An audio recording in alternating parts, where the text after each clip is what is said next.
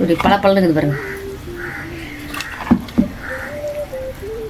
இப்போ நம்ம பிரியாணிக்கு மசாலா ஊற வைக்க போகிறோம். தேவையான உப்பு போட்டுக்கலாம்.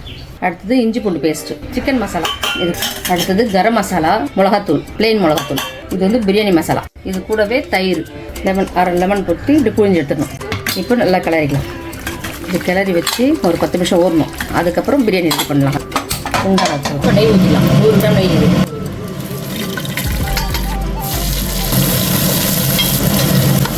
இந்த ஸ்டேஜில் நம்ம புதினா போடுறோம். அடுத்தது கொத்தமல்லி. இந்த வெங்காய தக்காளிக்கு மட்டும் இந்த உப்பு போடுறோம். இப்போ நம்ம தண்ணி ஊற்றிக்கலாம். தேவையான 10 நிமிஷம் முன்னாடி ஊற வச்சது அரிசி நல்லா ட்ரை ஆகிடுச்சு.